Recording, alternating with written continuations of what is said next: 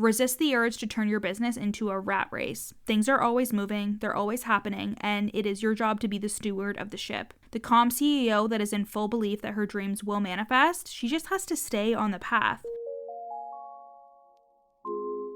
You're listening to the From Imposter to Empowered podcast. I'm your host, Jill Perrick, a business and mindset coach who specializes in imposter syndrome. If you feel like you're not as smart, capable, or worthy as you actually are, and that someone is going to find you out, then you've come to the right place.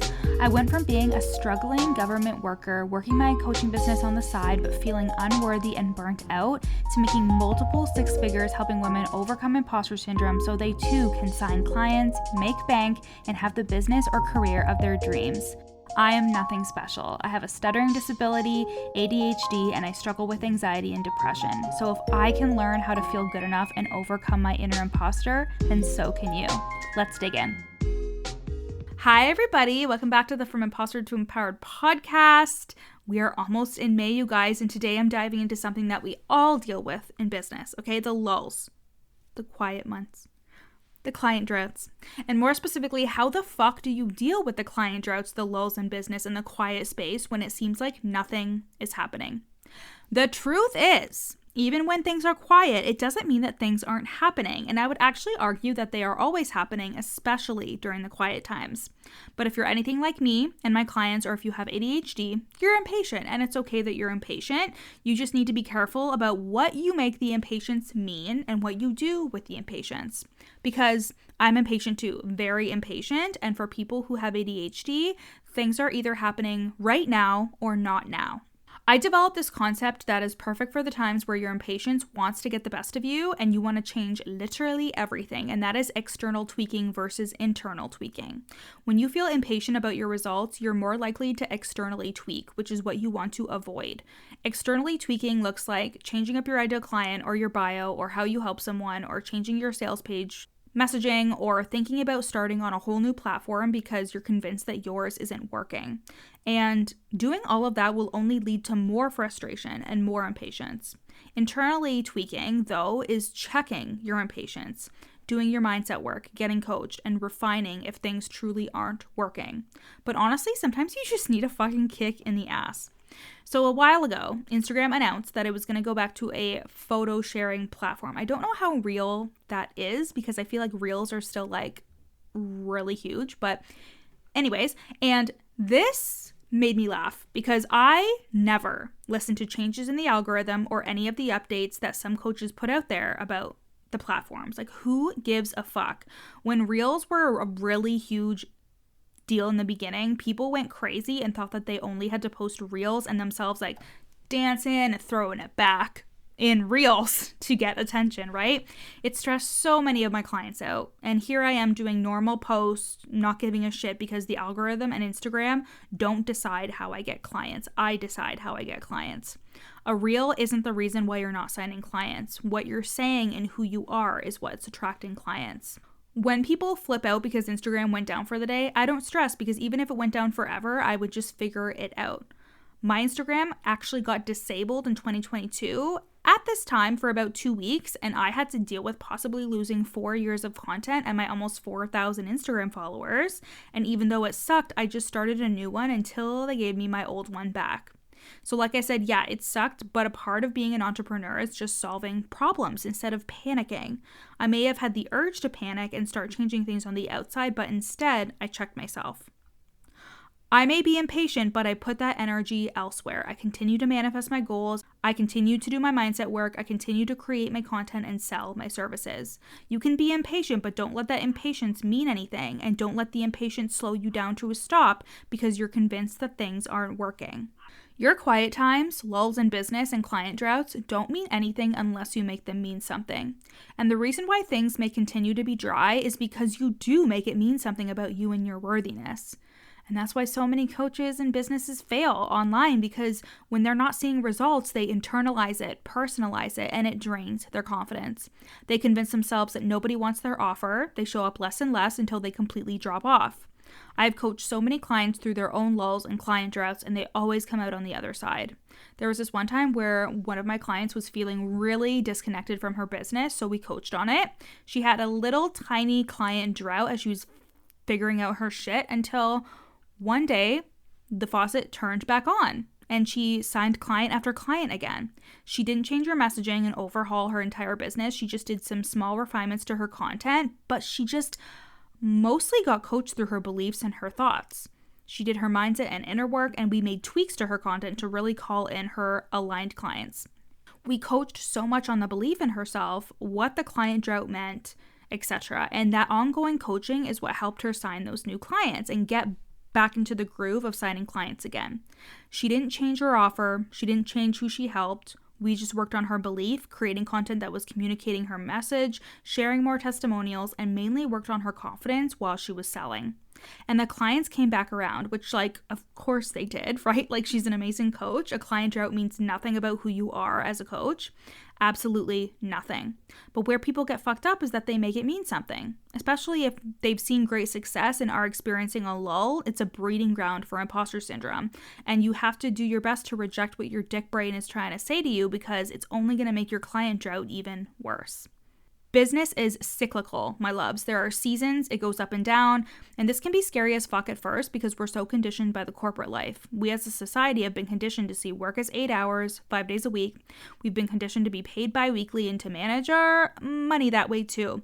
And eventually we get so used to it that our brains just naturally work in that way and see it that way too. But it's not the only way. Entrepreneurship is different. It is normal for income to fluctuate. It's normal for there to be lulls and quiet times. It's normal for there to be highs and lows. It's not personal. It is not you. I think about how I react to these times now versus when I started my business. In the beginning, I would be so panicked. My content had this hustly component to it. My fear was magnified. But now it's like I'm reacting to a screaming toddler who wants candy and a reaction. I'm just letting whatever it is be. I'm letting it happen. I'm not thinking it should be this way or it should be that way. I'm truly okay with wherever I am. And this took work. It still does. But my results come so much faster when I do this and when I'm not attached to the outcome, when I'm okay with where I am, and when I don't should myself to death about where I am. That's when things start moving.